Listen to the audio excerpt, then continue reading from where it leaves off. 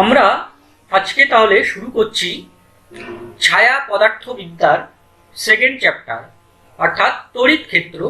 এখান থেকে আমরা প্রশ্নমালা থেকে এমসিকিউ এর যে সমস্ত প্রশ্নগুলো আছে সেগুলো আমরা সলভ করব। আমাদের প্রথম যে প্রশ্নটি আছে দুটি আধানের মধ্যে পারস্পরিক বল সম্পর্কে। কোশ্চেন 1, স্থির তড়িৎ সংক্রান্ত কুলম্বের সূত্র সম্বন্ধে যে উক্তিটি সত্য নয় সেটি হলো। অপশন এতে আছে সূত্রটি কেবলমাত্র বিন্দু আধানের ক্ষেত্রে প্রযোজ্য। হ্যাঁ, আমরা জানি কুলম্বের সূত্রে বলা আছে দুটি বিন্দু আধানের জন্য তড়িৎ বল সম্পর্কে। বি অপশনে আছে যে কোনো দূরত্বের জন্যই কুলম্বের সূত্রটি প্রযোজ্য।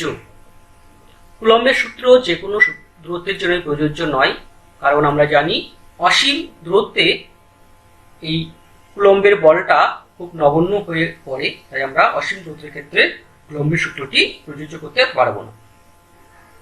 সিতে আছে এই সূত্র অনুযায়ী দুটি আধানের মধ্যে ক্রিয়াশীল বল আধান দুটির মধ্যবর্তী মাধ্যমের উপর নির্ভর করে। হ্যাঁ, এটা একদম ঠিক কথা। আমরা জানি বিভিন্ন মাধ্যমে বলের মানটা কিন্তু বিভিন্ন রকম হবে, আধান এর মান এবং দূরত্ব সমান থাকলেও। এবং ডি অপশন বলছে এটি দূরত্বের বর্গের ব্যস্তানুপাতিক সূত্র। ঠিক, কারণ আমরা জানি কুলম্বের সূত্রে আমাদের আছে যে বল আমরা লিখছি ফোর্স প্রপোর্শনাল টু 1/r², অর্থাৎ আমাদের এ, সি এবং ডি এগুলো কিন্তু ঠিক। আমাদের এখানে বলছে কোন সূত্রটি সত্য নয়, তাহলে অবশ্যই এটা হবে বি, অপশন বি আমাদের বইয়ের যে আনসার বি এখানে আছে। প্রথম 1 নম্বরের যে আনসার হবে যে কোনো দূরত্বের জন্যই কুলম্বের সূত্রটি প্রযোজ্য, এটা কিন্তু ঠিক নয়। দ্বিতীয় যে প্রশ্ন আমাদের এখানে আছে সঠিক উত্তরটি নির্বাচন করো। স্থির তড়িৎ বল ও মহাকর্ষ বল এ দুটি অসংরক্ষী বল। তার আগে আমাদের অসংরক্ষী বল জানতে হবে, তাহলে আমরা এই প্রশ্নের উত্তর দিতে পারব। অসংরক্ষী বল তাদেরকে বলবো যে বল দ্বারা কৃত কার্য আমরা পুনরুদ্ধার করতে পারবো না। এবং অপরদিকে সংরক্ষী বল কাকে বলবে? যে বল দ্বারা কৃত কার্য আমরা পুনরুদ্ধার করতে পারবো। তো আমরা জানি স্থির তড়িৎ বল এবং মহাকর্ষ বল দুটি বলই কিন্তু সংরক্ষী বল, এদের দ্বারা কৃত কার্যকে আমরা পুনরুদ্ধার করতে পারি। যেমন একটি বলকে আমরা উপরের দিকে যদি ছুঁড়ে দিই, তাহলে আমাদের যে কাজ করতে হয় সেটা বলটির মধ্যে স্থিতি শক্তি হিসেবে সঞ্চিত থাকে। বলটি যখন আবার নিচে ফিরে আসে আমরা কিন্তু তার গতি শক্তি হিসেবে সেটা ফেরত পাই। তাহলে প্রথম এটা সঠিক নয়। বিতে বলছে স্থির তড়িৎ বল সংরক্ষী কিন্তু মহাকর্ষী বল অসংরক্ষী। না, মহাকর্ষ বল অসংরক্ষী বল নয়। স্থির তড়িৎ বল অসংরক্ষী কিন্তু মহাকর্ষ বল সংরক্ষী, এটাও নয়। স্থির তড়িৎ বল ও মহাকর্ষ বল দুটি সংরক্ষী বল। সুতরাং আমাদের সঠিক আনসার হবে ডি।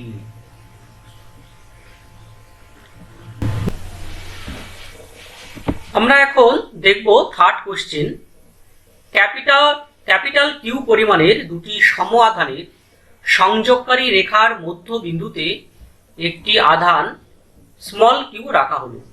সংস্থাটি সাম্য অবস্থায় থাকবে যদি স্মল কিউ এর মান হয়। এখানে 4টে অপশন আছে, সঠিক অপশনটি আমাকে বের করতে হবে। তাহলে আমরা এখানে ছবি এঁকে দেখি। আমাদের দুটি আধান, এখানে একটা, এখানে একটা। এই দূরত্ব আমরা একটা ধরে নেব, দূরত্বটি স্মল আর। প্রথম এই আধানটা কিউ এবং এই আধানটা কিউ। এর আধানের সংযোগকারী রেখা ঠিক মধ্যবিন্দু, এই যে দূরত্ব, এখানে আমরা একটা স্মল কিউ আধান রেখেছি। তাহলে এই কিউ এর মান কত হবে? যেন সাম্য অবস্থায় থাকে সংস্থা। সাম্য অবস্থান মানে সংস্থাটির কোনো রৈখিক গতি কিংবা তার কোনো ঘূর্ণন গতি থাকবে না।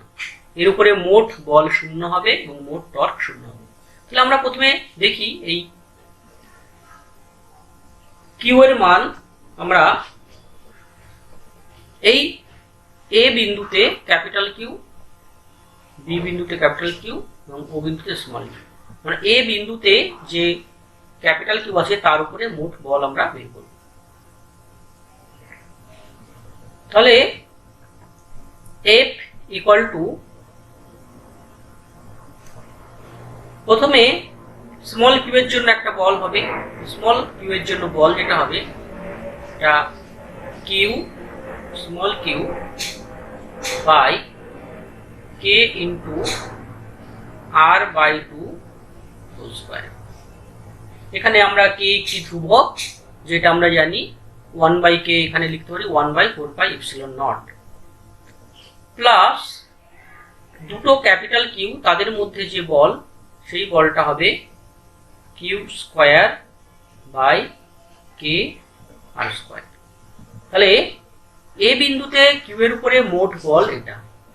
আমাদের সংস্থাটি যদি সাম্য অবস্থায় থাকতে হয় তাহলে সবার উপরে মোট বল শূন্য হবে। এই কিউ এর উপরে, এই কিউ এর উপরে এবং এই কিউ এর উপরে, প্রত্যেকের উপরে বল শূন্য করতে হবে। তাহলে আমি যে কোনো একটির উপরে করে নিলাম এবং এখান থেকে আমরা পাবো এটি ইকুয়াল টু 0। এখন এটা যদি আমরা সলভ করি তাহলে আমরা পাবো capital Q small Q 4 equal to minus Q square. আমাদের কে কেটে যাচ্ছে আর স্কয়ার কেটে যাচ্ছে। তাহলে আমাকে স্মল কিউ এর মানটা বের করতে হবে। তো আমি দেখছি এখানে স্মল কিউ ইকুয়াল টু হবে মাইনাস ক্যাপিটাল কিউ বাই 4। তাহলে আমাদের সঠিক আনসার কোনটা হবে? এখানে আমরা দেখতে পাচ্ছি সঠিক আনসার হবে বি। এখানে আছে অপশন মাইনাস কিউ বাই 4। এখন আমরা দেখব 4 নম্বর প্রশ্নটা কি আছে। 4 নম্বরে আছে দুটি আহিত কণার মধ্যে ডি দূরত্ব থাকলে এদের মধ্যে ক্রিয়াশীল বিকর্ষী বল হয় 9 নিউটন। যদি তাদের দূরত্ব বেড়ে 3d হয় তখন তাদের মধ্যে বিকর্ষী বল কত হবে? তাহলে আমরা বলের যে সূত্র এখানে আমরা জানি, F ইকুয়াল টু একটা ধ্রুবক নিয়ে নিচ্ছি Q K, Q1 Q2 by R square. এটা হচ্ছে আমাদের সূত্র। তো প্রথম ক্ষেত্রে আমাদের বলছে দুটো আধানের মধ্যে বল 9 newton. 9 equal to K Q1 Q2 by D square. প্রথম দূরত্ব হচ্ছে ডি, এটা আমাদের 1 নম্বর সমীকরণ। দ্বিতীয় ক্ষেত্রে আমাদের বলের মানটা বের করতে হবে। তো দ্বিতীয় ক্ষেত্রে ধরি আমাদের বলটা হবে F equal to K Q1 Q2। এক্ষেত্রে দূরত্ব আমাদের 3 গুণ হয়ে গেছে, অর্থাৎ 3d হোল স্কয়ার মানে 9d স্কয়ার। তো 1 নম্বর থেকে আমরা কি পাচ্ছি? 1 নম্বর থেকে আমরা পাচ্ছি এটা 1/9 আমি আলাদা করছি এবং এখানে কে Q1 Q2 by D square. তো এই যে জিনিসটা আমরা দেখছি এটা 1 নম্বর, K Q1 Q2 by D square, তার মান কত? 9।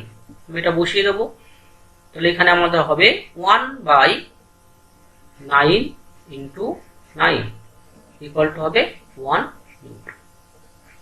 তাহলে এখন বিকর্ষী বল হবে আমাদের 1 নিউটন। তাহলে আমাদের অপশন এখানে এ অপশনটাই আমাদের ঠিক হবে।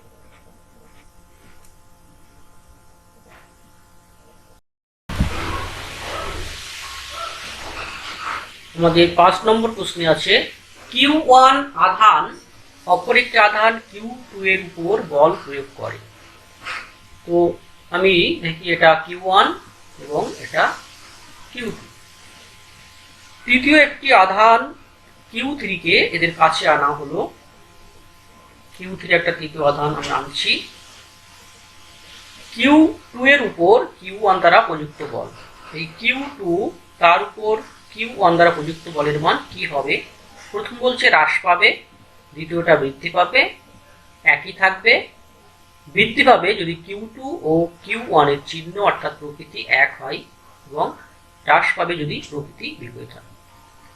আমরা এখানে Q2 এর উপরে বল Q1 আগে যেভাবে দিচ্ছিল এখন তাই দেবে, কারণ কোনো একটা আধানের উপর অন্য আরেকটি আধানের উপরে বল কিন্তু অন্য আধানের উপরে সেটা প্রভাবিত হবে না অন্য আধান দ্বারা। Q2 এর উপরে মোট বল Q1 এবং Q3 তাদের ভেক্টর যোগের সঙ্গে সমান হবে, কিন্তু ইনডিভিজুয়াল বল অর্থাৎ Q1 কি বল দিচ্ছে সেটা কিন্তু অন্য কোনো আধানের উপর নির্ভর করবে না, অর্থাৎ এখানে আমাদের অপশন হবে সি, একই থাকবে।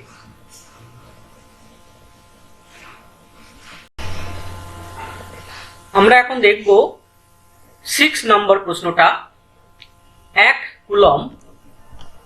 কুলম্বে ESU আধানের সংখ্যা কত? 3 × 10⁻10, 3 × 10⁹, 3 × 10⁸, 1/300। এটা একটা জ্ঞানমূলক প্রশ্ন আমাদের, আমরা এটা জানি। 1 কুলম্ব মানে আমাদের 3 × 10⁹ ESU। সেকেন্ড আছে 1 mu আধানের কুলম্বের সংখ্যা। 1 mu, এটাও আমরা একবারই বলতে পারবো 10। আমাদের 8 নম্বর প্রশ্ন, 1 কুলম্ব তড়িৎ আধানের ইলেকট্রনের সংখ্যাগত মান।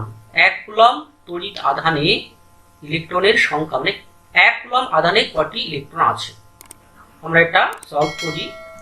আমরা জানি Q = Ne, আধানের কোয়ান্টাইজেশন সূত্র, অর্থাৎ আধান সবসময় ইলেকট্রনের আধানের মানের গুণিতক হিসাবে থাকবে।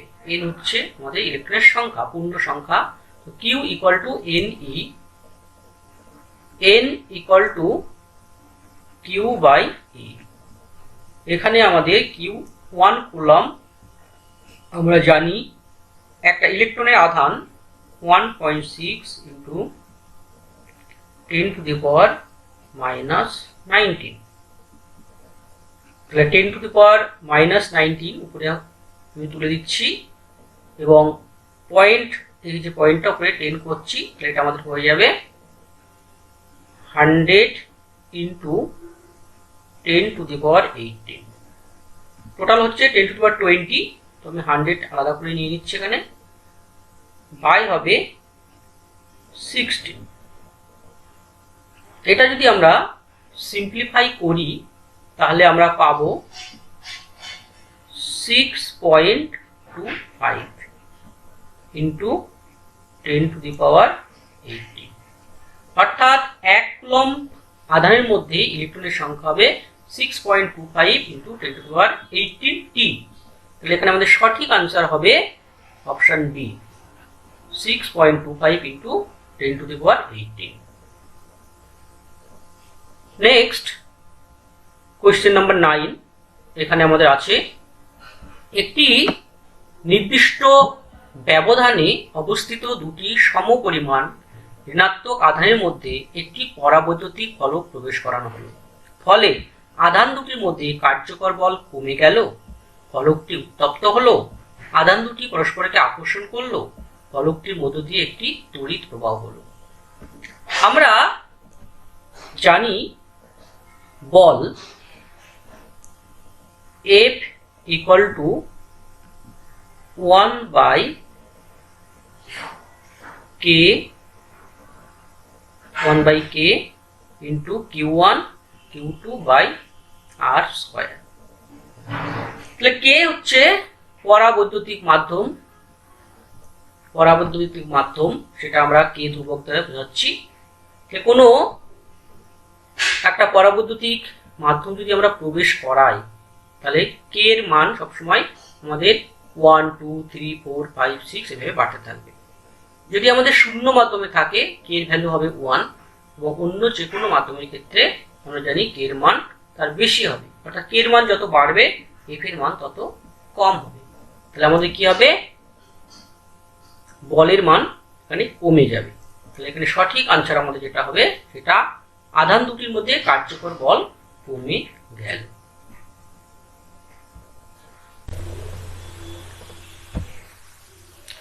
আমরা এখন 10 নম্বরের কোশ্চেনটা দেখব কি আছে।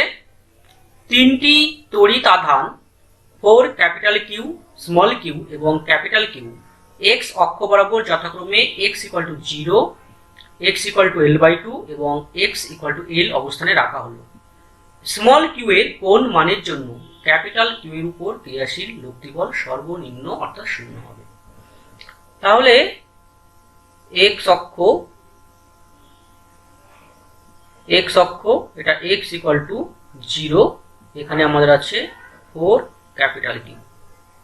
এটা x = l/2, এখানে আমাদের আছে স্মল কিউ। এই বিন্দুটা x = l, এখানে আমাদের আছে ক্যাপিটাল কিউ। তাহলে ক্যাপিটাল কিউ এর উপরে আমাদের টোটাল বলটা আমরা বের করব। একটা হচ্ছে 4q, তার জন্য ধরছি f1, আর একটা স্মল কিউ তার জন্য ধরছি আমি f2।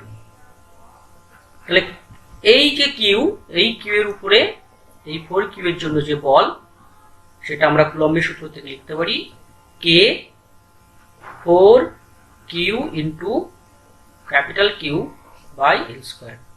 এদের মধ্যে দূরত্ব l, এবং স্মল কিউ এর জন্য যে বলটা হবে k into capital Q into small Q by l/2 তার হোল স্কয়ার, অর্থাৎ l² এবং 2 এর স্কয়ার মানে 4। আমাদের এটা হবে টোটালটা 0, মোট বলটা আমাদের বলছে সর্বনিম্ন অর্থাৎ 0।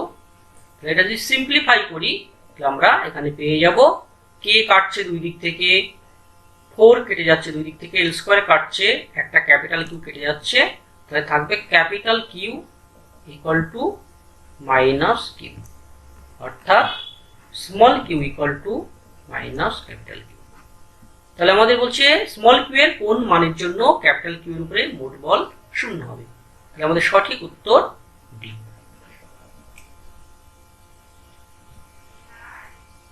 এখন আমরা দেখব কোশ্চেন নাম্বার 11। এখানে আছে দুটি ক্ষুদ্র আহিত গোলককে বায়ুতে পরস্পরের থেকে ডি দূরত্বে রাখা আছে। গোলক দুটির উপর ক্রিয়াশীল পারস্পরিক স্থির তড়িৎ বল এফ। সমস্ত বাহ্যিক শর্ত একই রেখে গোলক দুটিকে একটি তরলে নিমজ্জিত করা হলো। তরল দুটির পরাবৈদ্যুতিক ধ্রুবকের মান 2 হলে বর্তমানে প্রতিটি গোলকের উপর ক্রিয়াশীল বলের মান কত? তাহলে আমরা প্রথমে দেখি, যখন এটা বায়ুতে আছে পরস্পরে ডি দূরত্বে তারা পরস্পরে বায়ুতে আছে, একটা Q1 ধরে নিচ্ছে আর একটা Q2। সেক্ষেত্রে F আমাদের হবে 1/k, k মানে পরাবৈদ্যুতিক ধ্রুবক। বায়ুর ক্ষেত্রে পরাবৈদ্যুতিক ধ্রুবকের মান 1, Q1 Q2 বাই d²। দ্বিতীয় ক্ষেত্রে আমাদের বায়ুর পরিবর্তে মাধ্যম নেওয়া হয়েছে তরল, সেক্ষেত্রে 1/k, k এর মান এখানে 2। আমরা আধানের মান একই রেখেছি এবং দূরত্ব একই রেখেছি। তাহলে আমরা দেখতে পাচ্ছি আমাদের আগের 1 নম্বর ইকুয়েশনে Q1 Q2 বাই d² এটা মানে f। আমি যদি f এর মান বসিয়ে দিই এটা পাবো f/2, অর্থাৎ আমাদের প্রত্যেকটা আধানের উপরে এখন বল হবে f/2, অর্থাৎ অপশন ডি। নেক্সট আমরা দেখব 12 নম্বরের প্রশ্নটি। নির্দিষ্ট দূরত্বে থাকা দুটি তড়িৎ আধানের মধ্যে একটি ধাতব পাত অন্তর্ভুক্ত করা হলে তড়িৎ আধান দুটির মধ্যে ক্রিয়াশীল স্থির তড়িৎ বল কি হবে? আমাদের এখানে একটা আধান আছে এবং এখানে একটা আধান আছে। তো প্রথম ক্ষেত্রে আমরা বলের মান যেটা আমাদের হবে Q1 Q2 by D square, যে দূরত্ব এদের মধ্যে ডি হয়, কারণ বায়ু মাধ্যমে আমরা এখানে যে পরাবৈদ্যুতিক ধ্রুবক প্রমাণ করছি। কিন্তু দ্বিতীয় ক্ষেত্রে আমরা যখন এর মাঝামাঝি একটা মেটাল প্লেট রাখবো, তখন এই মেটাল প্লেট তার আমরা জানি পরাবৈদ্যুতিক ধ্রুবক খুব হাই হয়, এর পরাবৈদ্যুতিক ধ্রুবক খুবই হাই হয়। আমরা যদি আইডিয়াল কন্ডাক্টর নিই তার ক্ষেত্রে ইনফিনিটি অর্থাৎ অসীম হয়, কিন্তু নর্মাল কন্ডাক্টরের ক্ষেত্রে যে পরাবৈদ্যুতিক ধ্রুবকের মান খুবই হাই হবে, অর্থাৎ এফ এর মানটা আমাদের কি হবে, এখন কমে যাবে। এফ এর মান এফ প্রপোর্শনাল টু 1/k, অর্থাৎ মাধ্যমে তড়িৎ ভেদ্যতা যত বাড়বে তত আমাদের ফোর্সের মান কমে যাবে। এই ক্ষেত্রে অপশন হবে আমাদের 12 তে এ।